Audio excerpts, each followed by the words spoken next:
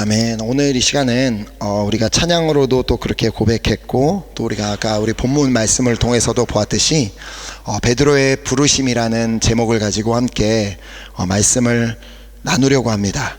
아까 우리 본문은 읽었으니까 우리 같이 오늘 함께 말씀을 나눌 땐 그래서 이제 이번 주에 주일 말씀을 이렇게 또 준비하고, 또 이렇게 토요일 말씀을 이렇게 준비하기 위해서 하나님 앞에 어떤 말씀을 준비하면 좋을까요? 라고 이렇게 항상 이제 이 지난 주일 예배가 끝나게 되면 이제 늘 이제 그 고민을 하고 기도를 하게 되는데, 이렇게 주일에 대해서 이렇게 부르심에 대해서 이 말씀을 나눌 것을 감동을 주셨는데, 그것을 이제 오늘까지 이어서 이렇게 오늘과 내일 두 번 이어서 이렇게 부르심에 대한 말씀을 나누려고 합니다.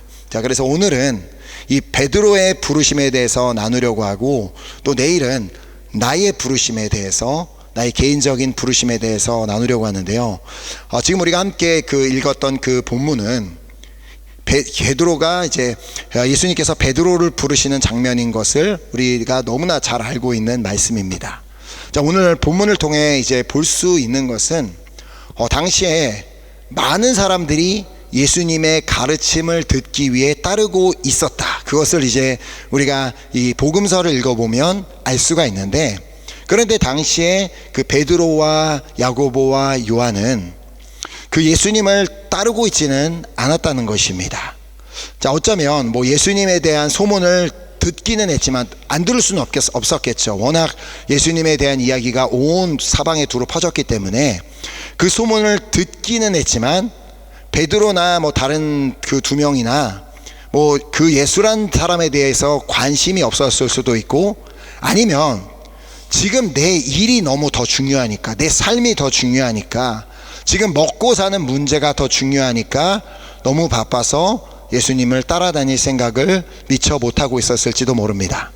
자, 그렇게 하루는 이 밤새 물고기를 잡으려 했지만 물고기를 잡지 못하고 그물을 막 이제 정리하고 있었던 그때 예수님이 무리를 이끌고 그가 있는 호숫가로 오셨습니다. 자, 그리고는 그곳에 있던 배 두 척 중에서 베드로의 배에 오르십니다. 자, 그것을 이제 오늘 본문 3절에 기록하고 있는데요. 예수께서 한 배에 오르시니 그 배는 시몬의 배라, 육지에서 조금 떼기를 청하시고 앉으사 배에서 무리를 가르치시더니, 베드로는 이 예수님의 그 제안을 전혀 거절하지 않고 그대로 예수님께서 말씀하신 대로 배를 이제 육지에서 조금 떼어냅니다. 자, 그리고는 자신의 배 위에서 이 말씀을 가르치고 계시는 예수님의 말씀을 이제 듣게 됩니다. 자, 말씀을 마치시고는 이제 베드로에게 뭐라고 말씀하세요? 유명한 말씀이죠. 말씀을 마치시고 시몬에게 이르시되 깊은 데로 가서 그물을 내려 고기를 잡으라. 자, 이날 예수님께서 그 베드로의 배 위에서 어떤 말씀을 가르치셨는지는 기록하고 있지 않으니까 우리는 알 수는 없습니다. 자, 그러나 이 예수님의 가르침을 들은 뒤에 깊은 데로 가서 그물을 내리라는 그 말씀에 베드로가 즉각적으로 순종하였음을 보게 됩니다. 5절에 보면 시몬이 대답하여 이르되 선생님, 우리들이 밤이 새도록 수고하였으되 잡은 것이 없지만은 말씀에 의지하여 내가 그물을 내리리이다 하고, 자, 정확하게 알 수는 없지만 아마 이날 예수님께서는 믿음에 대한 말씀을 나누시지 않았을까라는 생각을 하게 됩니다.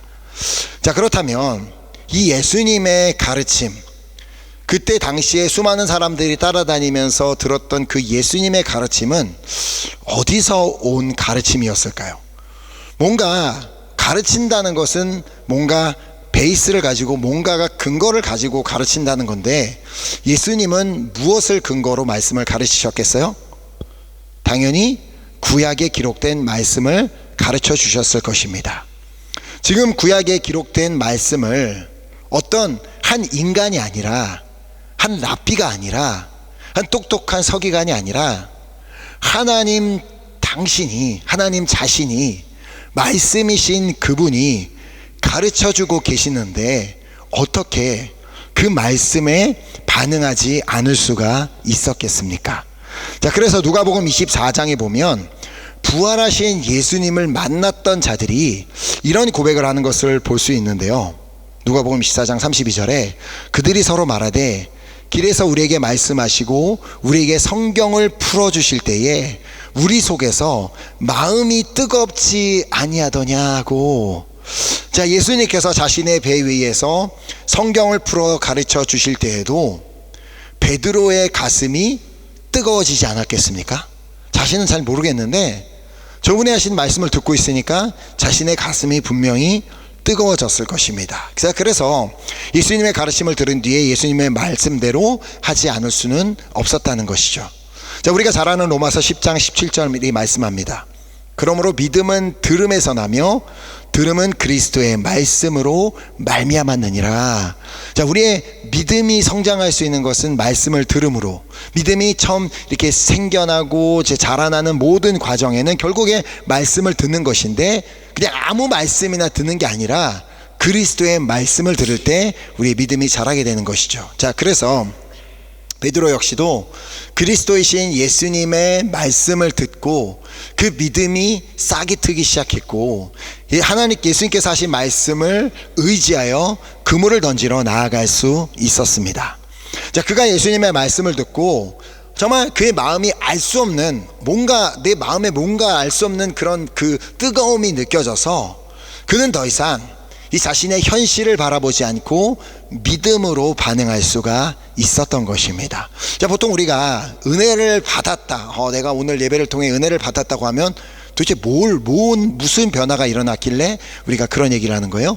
뭔가 마음에 알 수 없는 그런 뜨거움, 알 수 없는 뭔가 할 수 있다라는 그런 자신감, 믿음이 생겨났을 때 우리가 보통 그런 표현을 보는데, 자, 그래서 다시 5절 말씀을 보면 시몬이 대답하여 이르되 선생님, 우리들이 밤이 새도록 수고하였으되 잡은 것이 없지만은 말씀에 의지하여 내가 그물을 내리리이다 하고. 자, 분명 베드로는 밤새도록 수고하였지만 아무것도 잡지 못하고 돌아왔습니다. 그것이 팩트입니다. 사실입니다. 그냥 아무것도 하지 못하는 밤이었다. 그런 날들이 어부들에게는 종종 있었을 것입니다. 그날만 특별하게 물고기를 아무것도 못 잡은 게 아니라 종종 그런 날들이 분명히 있었을 것입니다. 어쩌면 어떤 날은 밤새도록 아무것도 못 잡은 것이 너무너무 아쉽고 속상하고 힘들어서 다시 나가 그물을 던져본 적도 있었을지 모릅니다.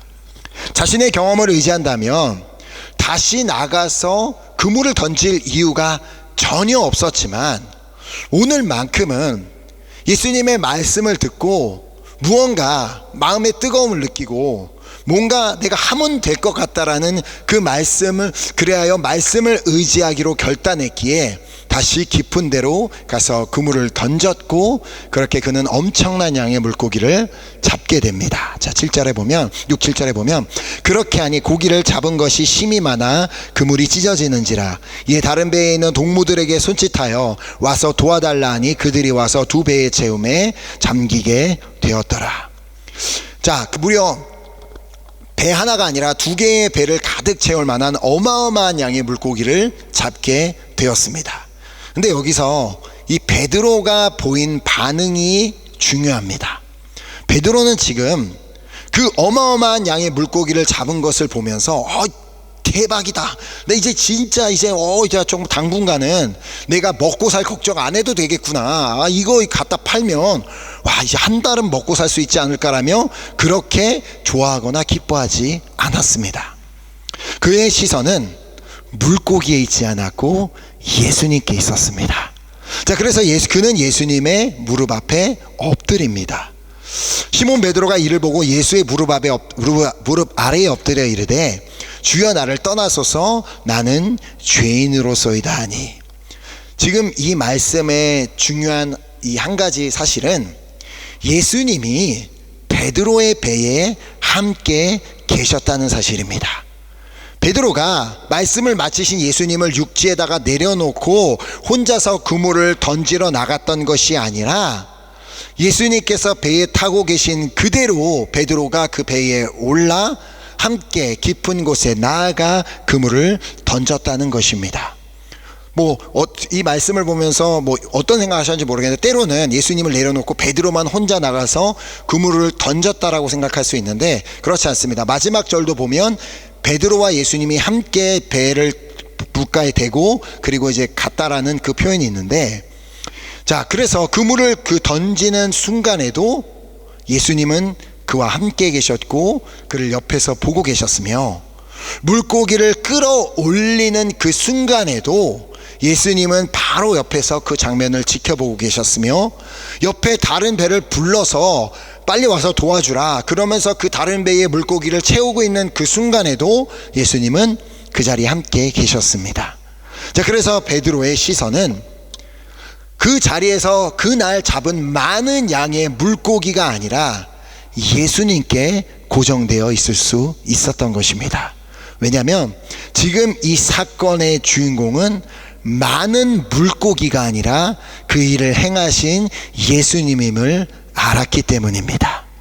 우리 삶에 이러한 일들이 일어나면 안타깝게도 많은 경우 우리는 물고기 자체에 관심을 더 가질 때가 있습니다. 막 이렇게 대박이야, 기적이 일어났어, 이거 너무 좋다, 내가 잘됐다, 막 그냥 그거 사실만이 기뻐서 그 일을 행하신 주님 앞에 시선을 두지 못하고 그 일어난 일들에 시선을 두는 경우가 있다는 것이죠. 자, 지금 자신 앞에 계신 예수님이 온 천하 만물을 주관하시는, 또 온 천하 만물 가운데 역사하시는 분이심을 베드로는 깨달았기에 그분 앞에, 그분의 무릎 앞에 엎드려 자신이 죄인임을 고백하게 된 것입니다. 지금까지 자신의 삶의 목적은 어떻게 해서든 물고기를 좀 많이 잡아서 가족들이 먹고 살 걱정이 없이 행복하게 사는 것이었을 것입니다.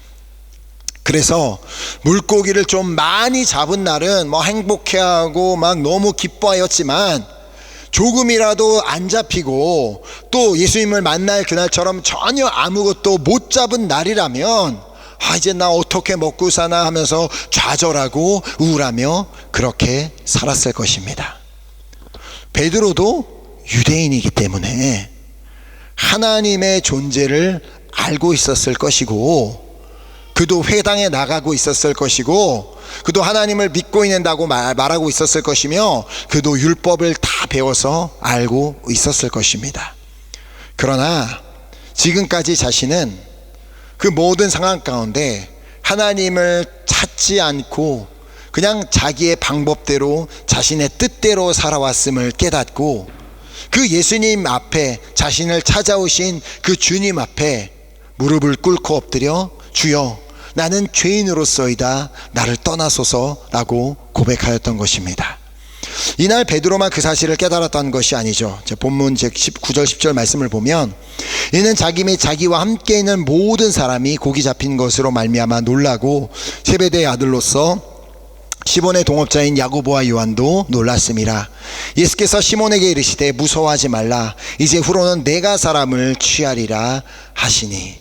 자, 그날 그 자리에서 베드로가 예수님의 말씀대로 그물을 던졌을 때 어마어마한 양의 물고기를 잡는 것을 지켜본 모든 사람들도 당연히 놀랄 수밖에 없었습니다.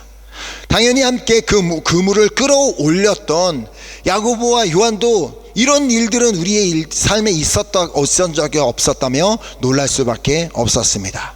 자, 왜냐하면 지금 자신들 앞에 서 계신 그분, 그물을 던지라고 말씀하신 그분, 지금 배에 함께 계신 그분은 단순히 말씀만을 잘 가르치는 랍비가 아닌 온 천하 만물을 다스리는 권능을 가신 하나님이셨기 때문입니다. 자, 그렇게 놀라 예수님 앞에 엎드려 있는 베드로를 향해 예수님께서는 갑자기 사명을 던져주십니다. 무서워하지 말라, 이제 후로는 내가 사람을 취하리라. 다른 말로 이제 후로는 내가 사람을 낚는 어부가 되리라 라는 말이었죠. 자, 그 자리에서 베드로는 자신의 부르심이 무엇인지를 순간 깨닫게 됩니다. 자신의 부르심은, 지금까지 자신의 부르심은 그냥 물고기를 잡고 그렇게 잘 먹고 살면 되는 것이 자신의 부르심인 줄 깨달으며 살아왔지만, 그러나 이제는 사람을 낚는 어부가 나의 부르심이구나 라는 사실을 깨닫게 됩니다. 그래야 그는 그 부르심에 즉각적인 반응을 보였음을 11절에서 보게 됩니다. 그들이 배들을 육지에 대고 모든 것을 버려두고 예수를 따르니라. 베드로를 비롯한 야고보와 요한도 자신들의 모든 것을 버려두고 예수님을 따를 수 있었던 이유는 지금 자신을 부르신 이가 누구신지를 정확하게 알았기 때문입니다. 이분의 말씀만 들으면 놀랍게도 가슴이 뜨거워지는 것을 경험하였고, 이분의 말씀대로 그물을 던지면 불가능했던 것이 가능하게 되는 것을 경험하며, 이들은 예수님이 천지 만물의 주인이신 하나님이심을 깨달아 알았기 때문이었습니다. 그래서 베드로는 예수님을 따르게 되었던 것이죠. 자, 이것이 너무나 중요한 것이, 우리가 어쩌면 우리 삶 가운데 예수님을 온전히 따르지 못하는 이유 중에 하나가, 마치 예수님은 온 천지 만물의 주인이 아니신 것처럼, 불가능한 것을 가능하게 할 수는 없는 분인 것처럼 생각하기 때문에 내 모든 것을 버려두고 예수님을 따르지 못하는 일들이 일어난다는 것입니다. 자, 그러나 베드로는 그 주님이 나의 삶의 주인이시며 온 천하 만물의 주인이심을 믿었기 때문에 그렇게 예수님을 따를 수 있게 되었는데요, 그렇다고 해서 그가 즉각적으로 사람을 낚는 어부가 된 것은 아니었습니다. 자, 그가 본격적으로 사도로서의 사명, 즉 사람을 낚는 어부로서의 사명을 감당하기까지는 그가 반드시 훈련의 시간을 거쳐야만 했습니다.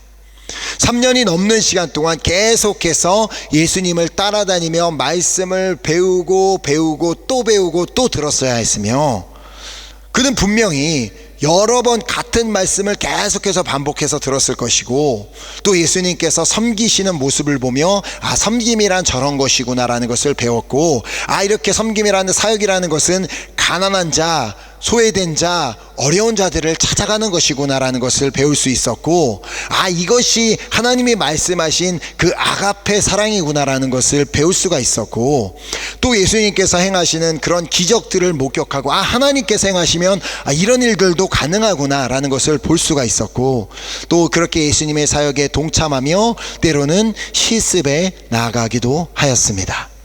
특별히 베드로는 야고보와 요한과 더불어 예수님의 수제자로서 다른 그 9명의 제자들이 경험해 보지 못한 특별한 경험들을 또 체험해 보기도 하였습니다. 오직 베드로와 야고보와 요한만이 예수님께서 그 모양이 이제 변형이 되어서 빛같이 휘어지는 장면을 목격할 수 있었고, 그 장소에서 그 다른 누구도, 그 시대에 살고 있던 그 사람 아무도 보지 못했던 모세와 엘리야가 예수님과 함께 더불어 대화를 나누는 것을 볼 수가 있었습니다. 또한 예수님께서 죽은 회당장 야이로의 딸을 다시 살리시는 그 순간에도 오직 베드로와 야고보와 요한만이 그 자리에 함께 있었고 그 사실을 목격하였습니다. 그리고 돌아가시기 전에 겟세마니 동산에서 기도하실 때 오직 베드로와 야고보와 요한만이 예수님께서 막 그 땀방울이 핏방울이 되도록 간절하게 기도하신 장면을 가까이에서 목격할 수 있었습니다. 자, 이처럼 베드로는 다른 사람들이 해보지 못한 매우 특별한 경험을 하기도 하였지만 그 역시도 실패도 경험하였습니다. 우리가 잘 아는 바와 같이 예수님께서 그렇게도 내가 나를 3번 부인할 것이다 라고 미리 여러 번 말씀해 주셨음에도 불구하고 그는 결국 예수님을 3번이나 부인하며 또 저주하는 그런 큰 실수를 저지르게 됩니다. 아니, 베드로처럼 그렇게 다른 사람이 경험해 보지 못한 특별한 경험을 한 사람이 그렇게 막 모세와 엘리야도 보고 죽은 사람 살아나는 것도 보고 예수님께서 그렇게 기도하는 것도 그렇게 가까웠던 사람이 어떻게 그럴 수 있냐고 물을 수도 있지만, 아니요, 누구나 다 그럴 수 있습니다. 누구나 다 실패를 경험할 수 있고 다 넘어질 수 있고, 왜냐하면 우리는 결국 다 죄인이기 때문에, 본질상 죄인의 성품을 가지고 태어났기 때문에 아마 우리도 그 자리에 있었다면 베드로처럼 예수님을 모른다고 끝까지 부인했을 것입니다. 베드로 어떻게 그럴 수 있어라고 우리는 그렇게 쉽게 말할 수 있지만, 그 당시 사회의 분위기와 그가 처했던 그 환경은 도무지 그 자리에서 그 어떤 사람이라 할지라도 당당하게 나 그래 맞다, 내가 예수의 제자다 어쩔 거야 라고 말할 수 있는 도무지 그런 환경이 아니었다는 것입니다.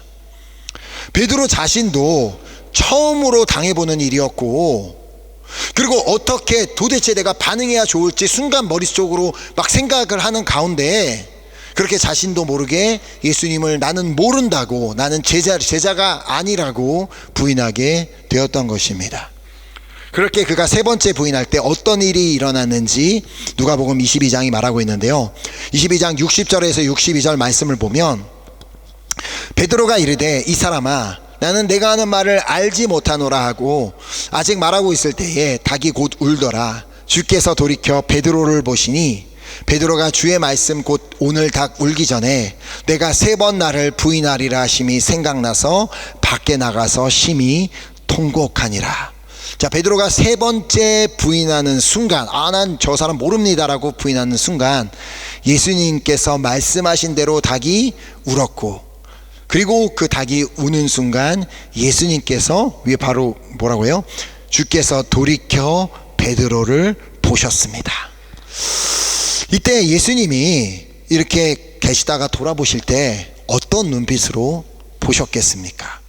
이런 배신자, 진짜 내가 저놈 저럴 줄 알았어요, 내가 진짜 가까이만 있었다면 한 대 때려버리지 말고, 막 그런 눈으로 바라보셨을까요?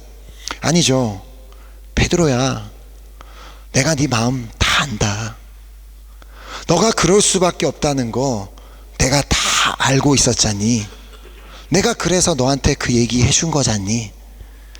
그래서 부하로 그를 찾아오셔서 그에게 하셨던 첫 번째 질문이 뭐였어요? 요한의 아들 시몬아, 내가 나를 이 사람들보다 더 사랑하느냐? 라는 질문이었던 것입니다. 베드로의 이런 경험은 후에 그에게 있어서 간증의 재료가 되었을 것입니다. 여러분 들어보세요. 나같이 그렇게 예수님 모른다고 예수님 저주했던, 예수님을 부인했던 자도 내가 그 잘못을 뉘우치고 회개했을 때 그 나의 죄를 용서해 주셨고 다시 나의 사명을 회복시켜 주셨습니다. 그래서 내가 오늘 이 자리에 서 있는 것이고, 오늘 내가 이렇게 여러분에게 간증을 나누고 있는 것이며 말씀을 나누고 있는 것입니다 라는 그런 간증을 했겠죠.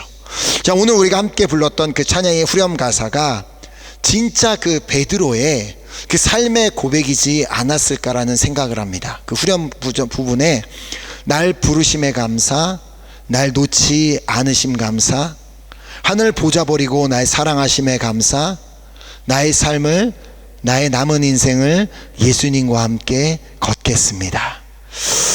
그래서 로마서 11장 29절 말씀을 보면 하나님의 은사와 부르심에는 후회하심이 없느니라. 아멘. 하나님은 단 한 번도 베드로를 부르심을 후회하신 적이 없으실 것입니다. 베드로가 그렇게 극구 3번이나 부인하고 손사래를 치며 하고 있는 그 순간에도 하나님은 후회하신 적이 없습니다. 왜냐하면 그가 다시 그의 부르심을 회복할 것을 믿으셨기 때문에. 이처럼 하나님께서는 단 한 번도 우리 한 사람 한 사람을 부르심을 후회하신 적이 없습니다.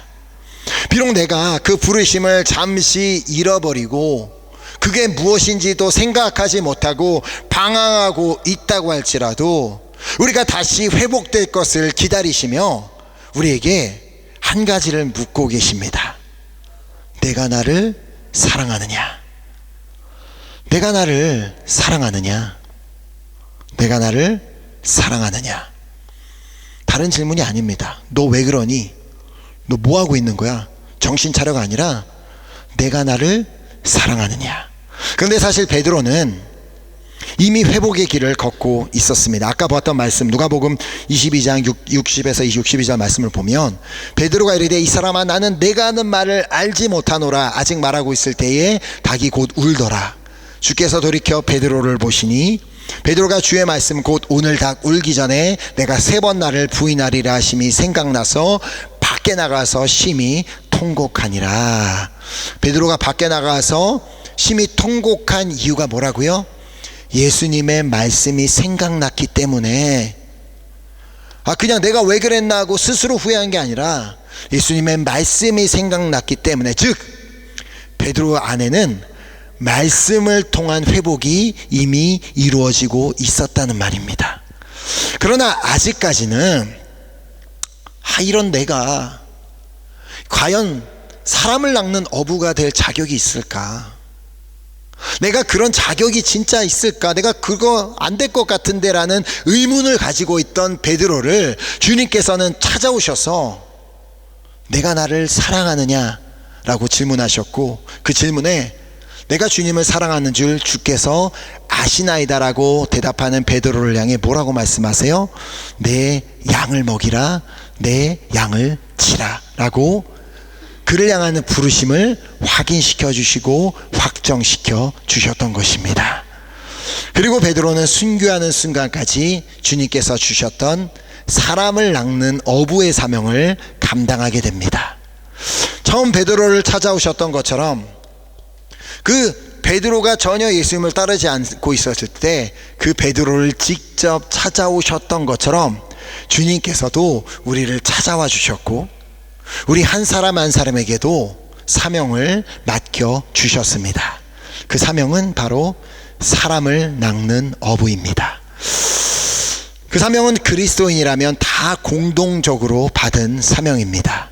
혹여라도 이 사명을 받았음을 잊고 계셨다면, 나는 그냥 내 사명은 어부인 것이 내 사명인 것처럼 그냥 내가 하고 있는 그 일만 하면 되는 것 같은 사명으로 생각하고 있었다면, 오늘 그 사람을 낚는 어부의 사명을 회복하는 시간이 되기를 소망하며 축복합니다.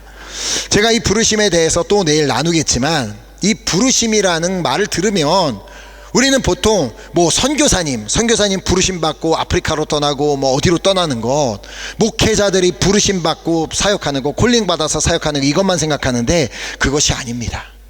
각자 삶의 터전에서, 가정에서, 직장에서, 학교에서, 또 때로는 우리가 찾아간 그 선교지에서 우리 모두가 이 사명을 감당할 수 있습니다.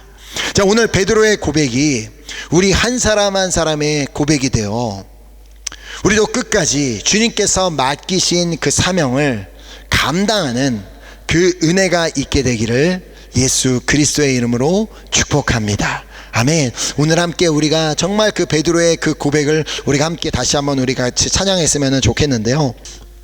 베드로를 찾아오셔서 처음 주셨던 그 부르심, 그 부르심을 주님께서는 진정 회복시켜 주시기를 원하셨고, 그 실패를 오히려 베드로는 자신의 실패를 통하여 더 확실한 그 부르심의 확신을 가지고 더 주님 앞에 나아가며 그 주님의 믿음의 길, 그 사명을 감당하는 삶을 살아낼 수 있었습니다. 오늘 우리가 이 사명을 가진 자로서 예배를 마치고 각자 삶의 터전으로 또 우리 가정으로 그렇게 돌아갔으면 좋겠는데요. 주님, 내가 그 베드로의 그 고백처럼 나는 정말 나를 부르심에 늘 감사하는 삶을 살기를 원하며, 내가 어떠한 모습으로 있든지 나를 놓지 않으심에 감사하는 삶을 살기를 원하며, 하늘 보좌 버리고 나를 사랑하신 주님 앞에 감사드리며 나의 모든, 정말 나의 삶을, 나의 남은 인생을 예수님과 함께 동행하는 삶을 살겠습니다 라고 우리 한번 그렇게 우리 고백하며 우리 찬양하고 우리 함께 기도하는 시간 갖도록 하겠습니다.